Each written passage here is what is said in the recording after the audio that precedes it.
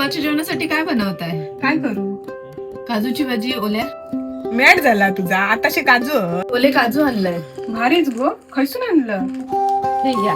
तुमका पण कोकणातले ओले काजू खायचे असतील तर नक्की ऑर्डर करा. वल्या काजूंका ना डीक असता म्हणून गरम पाण्यात घालायची.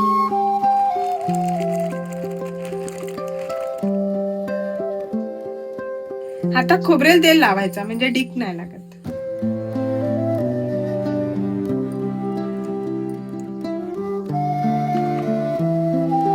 हॉटेलला सर्वात महाग भेटणारी डिश आताशी आमच्या कोकणकरांच्या ताटात असता.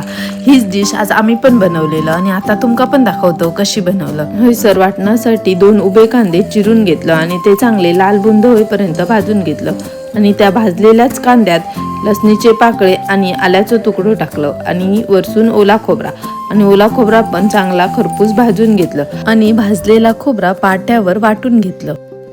चुलीवर भाजलेल्या आणि पाट्यावर वाटलेल्या वाटपाची चवच काय ती भारी असता. एकदा तुम्ही पण नक्की खाऊन बघा चुलीवर भाजलेल्या आणि पाट्यावर वाटलेल्या वाटपाची भाजी. वाटाप जसा वाटून झाला तसा भाजी एक फोडणी घातलं. फोडणीत मोहरी, जिरा, कढीपत्ता आणि कांदो घालून चांगलं परतून घेतलं. कांदो जसं परतलो तसं त्याच्यात टोमॅटो घालून परतून घेतलं. टोमॅटो जसं शिजलं तसं त्याच्यात आपले रोजचे मसाले मालवणी मसालो 2 चमचे, 2 चमचे लाल तिखट आणि अर्धो चमचो हळद टाकून चांगलं परतून घेतलं. मसाले परतून झाल्यावर त्याच्यात काजू आणि बटाटे टाकून घेतलं. ओल्या काजूत बटाटे म्हणजे एकदम भारीच लागता भाजी. सगळ्या मसाल्यात चांगले काजू परतून घ्यायचे आणि पाणी टाकायचा आणि काजू शिजत चुलीवर ठेवून द्यायचे. खालून चांगली अशी रसरशीत आग करायची म्हणजे काजू लवकर शिजतले. वरून मीठ घातलं आणि काजू झाकून शिजत ठेवलं.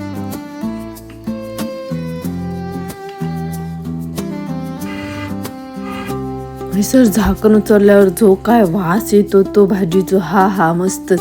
हे सर काजू मस्त शिजान झाले तसा वाटून घेतलेला वाटप टाकलं.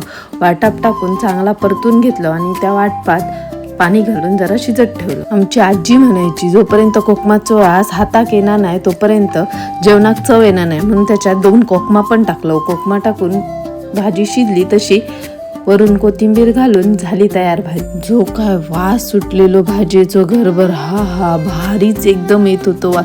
तुम्ही पण ह्या सीझनला हे काजू नक्की खाऊन बघा कशी भाजी एकदम मस्तच होता.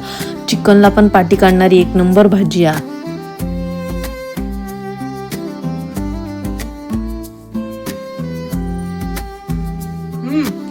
ओल्या काजूची भाजी 1 नंबर झाली. सीझन संपायच्या आधी लवकर ऑर्डर करा.